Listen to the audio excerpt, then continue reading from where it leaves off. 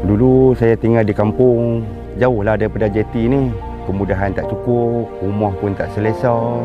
Tapi masa kerajaan umum nak buat penempatan semula nelayan tu pada tahun, kalau tak silap saya, tahun 2016, saya rasa teruja dan saya berhasrat nak jadi peserta untuk projek penempatan semula nelayan tu, sebab nak bagi anak dan isteri selesa. Penempatan semula ni dikelilingi oleh jeti-jeti nelayan. Nak pergi kerja ni sat saya kata 5 minit sampai.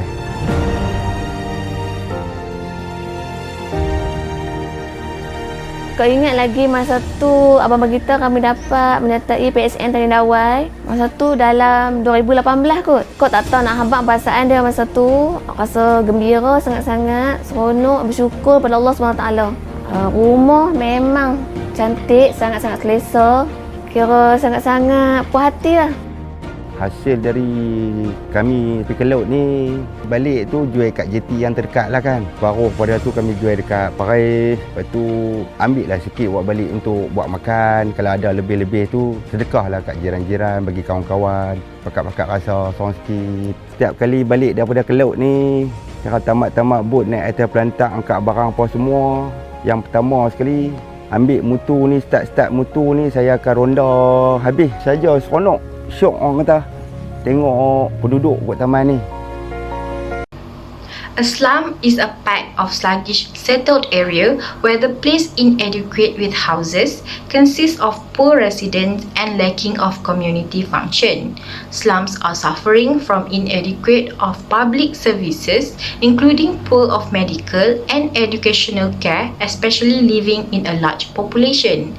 While squatter is an individual who built the house without title, an individual who takes unauthorized possessions of unoccupied premises in urban.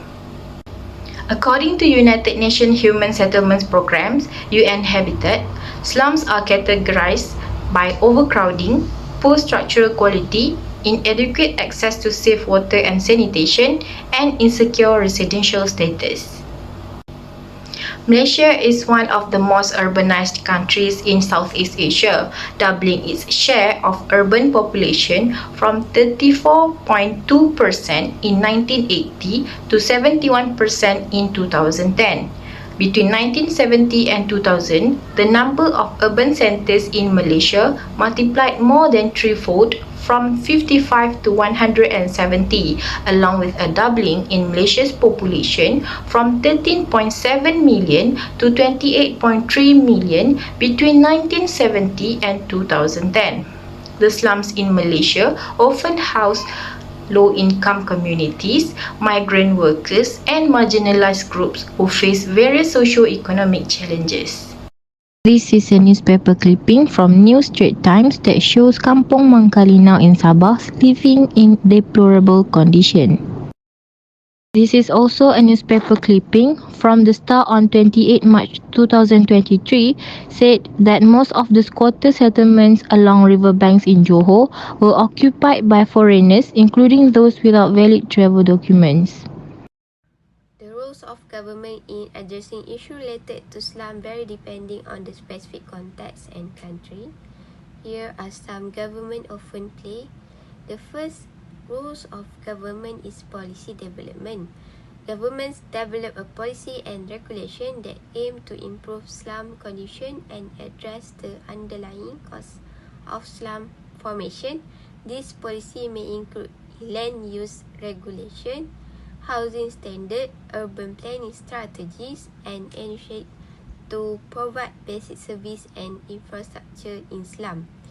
Second, rules in land tenure and urban planning. Government work to establish secure land tenure right for slum dwellers, which can help protect them from eviction and enable them to invest in their home. They may also engage in urban planning effort to develop slum upgrading or relocation plan with the goals of transforming slum areas into sustainable neighborhood. The third rule is housing infrastructure development. Government may undertake housing program to provide affordable affordable and adequate housing option for slum dwellers. This can involve constructing new housing units, renovating existing structure, or facilitating access to former housing market. Government also invests in basic infrastructure such as water supply, sanitation, electricity, and transportation to improve living conditions in slum. The last but not least rules is community participation and empowerment. Government encourage the participation of slum residents in decision-making process and empower them to be actively involved in the development and implementation of slum improvement initiative. This can include the forming community-based organization, fostering partnership with non-governmental organization (NGO) and other stakeholder, capacity building effort within the slum communities. Local municipalities play crucial roles in addressing the challenges faced by slums and improving the living condition of slum dwellers. Instead of evicting slum dwellers, local municipalities can implement slum upgrading and rehabilitation programs. These initiatives involve improving the infrastructure, providing basic services like water and sanitation, and upgrading housing conditions in existing slums. This approach aims to improve the living conditions of slum residents while gradually integrating them into the formal urban fabric. Other than that, municipalities are involved in housing improvement programs to upgrade the quality of slum dwellings. This may include initiatives like providing housing subsidies, constructing low-cost housing units, or implementing slum redevelopment projects to replace dilapidated structures with safer and more habitable homes. Lastly, the roles of society. Considering that slums is a complex social problem, active and collective efforts by the society are also required. For instance, society needs to raise awareness regarding the existence of slums and challenges faced by them. This can be done through campaigns, workshops, and also discussions to help educate the public. Through this, it also helps to mobilize public support and create a demand for effective policies and interventions. Other than that, volunteering and community engagement. Society can contribute by actively engaging with slum communities through volunteering and community service initiatives. Volunteers can also provide assistance in various areas such as education, healthcare, sanitation, and infrastructure development. For example, as for education in Africa, Global Slums to School Volunteer Program was established, in which it has provided an opportunity for individuals to make change in African communities. So, by working directly with slum residents, individuals and organizations can build relationships, understand their needs, and provide support tailored to their specific circumstances. The challenges of slum can be seen in inadequate housing and infrastructure. Slum dwellers often live in substandard housing structure with poor construction quality, lack of proper ventilation, and limited access to clean water and sanitation facilities. The lack of basic infrastructure worsen living conditions and poses health and safety hazards. Other challenges of slum can be seen in crime and safety. Slums are often associated with higher crime rates and security issues. Lack of adequate resources and social instability can create to criminal activities, and this affecting the safety and well-being of slum dwellers. This is supported by a news that stated a house in slum area being a store to keep drugs with a high quantity, and this occurred in Jalan Melawis, club.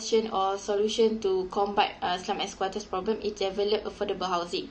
Develop affordable housing programs to provide alternative housing options for slum dwellers and squatters. Implement policies that encourage the constructions of low-cost housing units or collaborate with private developers to create affordable housing projects. Solution is slum upgrading programs. Implement comprehensive slum upgrading programs that focus on improving housing conditions, basic services and community facilities. This program should involve collaboration between government agencies, NGOs and community organizations to ensure a holistic and sustainable approach. The third solution is urban planning and design. Incorporate affordable housing and social housing components into urban planning strategies. Implement inclusive and sustainable urban design principles that prioritize the needs of low-income communities, ensuring access to basic amenities, green space and public transportation. Next one is awareness campaigns and advocacy. Conduct public awareness campaigns to reduce stigmatization of slum dwellers and squatters and promote understanding of their challenges. Advocate for policy reforms, increase funding and support for sustainable solutions to address the issue effectively. All these four suggestions aim to promote sustainable urban development, improve living conditions and empower slum communities and squatters in Malaysia. It is crucial to involve multiple stakeholders including government agencies, NGOs, private sector entities and the communities themselves to achieve long-term and inclusive solutions.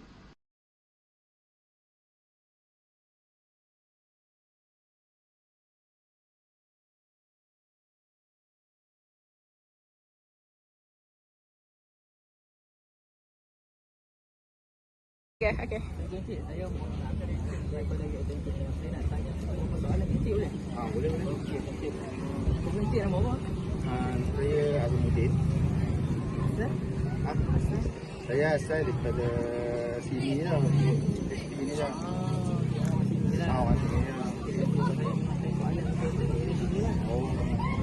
Cik tahu tak Slum Squad ataupun Hingga tu tahu lah dia kan. Mungkin tu yang orang yang jadi cik ada dengar Kat area sini tak ada dengar kan. Tahu kan. sebab kalau kita ada report dari kita berapa tahu juga ada tapi tidak berapa banyak pembangunan organisasi banyak sekarang kuasa kita juga membangun banyak juga ada sebagainya kan jadi semua Dia tak ada tinggal.